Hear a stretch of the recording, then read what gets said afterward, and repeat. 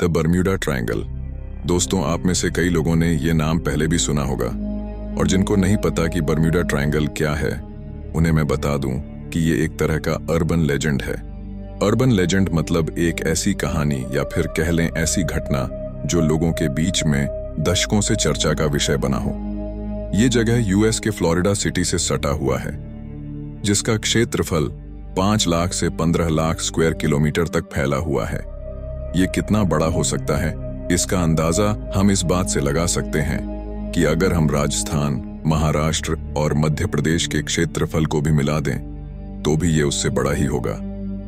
ऐसा कहा जाता है कि इस जगह से यदि कोई भी विमान गुजरता है, चाहे वो एरोप्लेन हो या शिप, अगर कोई भी यहां से गुजरता है तो वो एक रहस्यमयी तरह से गायब हो जाता है, जिसके बाद उस विमान का कोई भी अता पता नहीं चलता।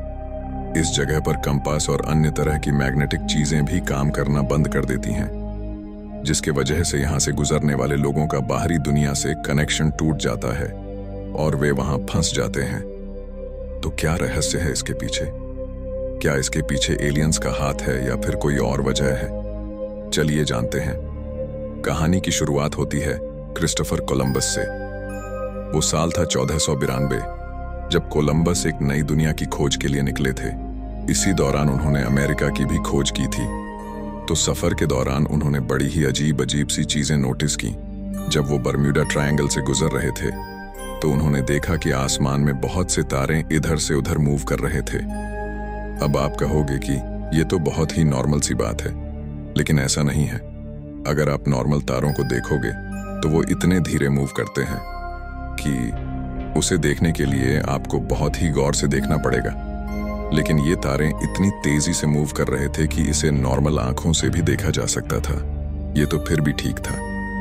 दूसरी चीज जो उन्होंने नोटिस की वो ये थी कि उन्होंने देखा कि एक रोशनी जो कि दूर से देखने से मोमबत्ती की लग रही थी, वो कभी ऊपर से नीचे की ओर जा रही है तो कभी नीचे से ऊपर की ओर जा रही है। उन्होंने अपने क्रू मेंबर्स को ये देखने बोला। जब तक उनके क्रू मेंबर्स आते तब तक ये गायब हो चुका था, लेकिन कुछ देर बाद ये फिर से प्रकट हो जाता है। कोलंबस ने इसे भी इग्नोर किया और आगे बढ़ते रहे। कोलंबस बताते हैं कि उन्होंने अपने सफर के दौरान जो सबसे अजीब चीज देखी वो इन सब से भी ज्यादा अजीब थी। उनके अनुसार एक तेज चमकती हुई रोशनी जो पानी से निकलकर सीधे आकाश की ओर चली जाती है और आकाश में जाकर चमकने लगती है। ये सब देखकर कोलंबस और उनके क्रू मेंबर्स काफी डर जाते हैं। वो जब ये सभी बातें लोगों को बताते हैं तो कई लोगों के कई विचार सामने आते हैं। कुछ लोग कहते हैं कि हो सकता है कि कहीं दूर किसी शिप पर लोग पार्टी कर रहे हों और जो रोशनी उन्हें दिखाई पड़ती है वो पटाखे हों। लेकिन वहीं कुछ लोगों का मानना है कि कोलंबस ने यूएफओ को देखा था। अब हम कुछ साल आगे आते हैं। साल था 1881।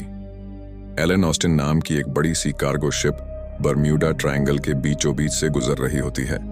उस शिप के कैप्टन थे कैप्टन बेक। वो देखते हैं कि एक अनआइडेंटिफाइड शिप उसके बगल से ट्रैवल कर रही है। कैप्टन बेक उस शिप के कैप्टन से कांटेक्ट बनाने की कोशिश करते हैं, लेकिन सामने वाले शिप से कोई रिस्पॉन्स नहीं आता है। कैप्टन बेक 2 दिनों तक कांटेक्ट बनाने की कोशिश करते हैं, लेकिन कोई भी रिस्पॉन्स अभी तक नहीं आता है। कैप्टन सोचते हैं कि क्यों ना अपने आदमियों को भेजकर देखा जाए कि सब चीज नॉर्मल है या नहीं, कहीं इन पर समुद्री डाकुओं ने तो हमला नहीं कर दिया। कैप्टन अपने कुछ लोगों को उस शिप पर भेजते हैं। जब वो लोग शिप पर जाते हैं तो वे देखते हैं कि शिप पर इंसान का नामो निशान तक नहीं है। फिर वो सोचते हैं शायद इस शिप पर समुद्री डाकुओं ने हमला किया होगा और सामान लूट कर ले गए होंगे। लेकिन जब उस शिप के सामान को देखा जाता है तो सामान भी अपनी जगह पर सही सलामत होते हैं। सभी को बड़ा ही अजीब लगता है। कोई भी इंसान क्यों अपने शिप को ऐसे बीच समुद्र में छोड़ के जाएगा? कैप्टन बेक सोचते हैं कि क्यों ना इस शिप को अपने साथ ले जाया जाए और शहर में जाके बेच दिया जाए। कैप्टन बेक के पास अच्छा मौका था। कैप्टन बेक अपने कुछ क्रू मेंबर्स को भेजते हैं इसे अपने साथ ले जाने। 2 दिन तक सब चीज नॉर्मल रहता है। वो बड़े ही आराम से उस शिप को अपने साथ ले जा रहे थे। लेकिन 2 दिनों बाद एक तेज तूफान आती है, जिसके कारण उस शिप का डायरेक्शन चेंज हो जाता है और वो कहीं खो जाती है। कैप्टन बेक उस शिप को खोजने की बड़ी कोशिश करते हैं, लेकिन उन्हें वो शिप कहीं नहीं मिलती। तो वो ये सबको भूल कर आगे बढ़ते हैं। कुछ दिनों बाद वो शिप फिर से उन्हें उसी हालत में मिलती है। कैप्टन बेक फिर से अपने क्रू मेंबर्स को भेजते हैं, लेकिन इस बार भी शिप में कोई नहीं होता। उन्होंने जो क्रू मेंबर्स को भेजा था उनमें से किसी का भी नामो निशान तक नहीं था। वो फिर से कुछ क्रू मेंबर्स को भेजते हैं उसे अपने साथ ले चलने। कैप्टन बेक फिर से उसे अपने साथ ले जाने लगते हैं, लेकिन फिर से वही कहानी रिपीट होती है। फिर से शिप किसी तूफान का शिकार हो जाती है। कैप्टन फिर से उसे खोजने की कोशिश करते हैं, लेकिन फिर से वो शिप कहीं गायब हो जाती है। कुछ दिन बाद फिर से वो शिप उन्हें दिखाई पड़ती है। कैप्टन फिर से अपने क्रू मेंबर्स भेजते हैं उसे चेक करने, और यही चीज बार बार उनके साथ रिपीट होती रहती है। जब उन्हें लगता है कि ये सेम घटना उनके साथ बार बार घट रही है और वो किसी लूप में फंसते जा रहे हैं, क्योंकि न तो वे अपने डेस्टिनेशन लंदन पहुंच पा रहे हैं और न ही उस शिप को अपने साथ ले जा पा रहे हैं, तो वो लास्ट में डिसाइड करते हैं उस शिप को वहीं पर छोड़ के आगे बढ़ा जाए। जब कैप्टन बेक लंदन पहुंचते हैं और जब ये खबर लोगों के सामने आती है तो लोग काफी एक्साइटेड हो जाते हैं।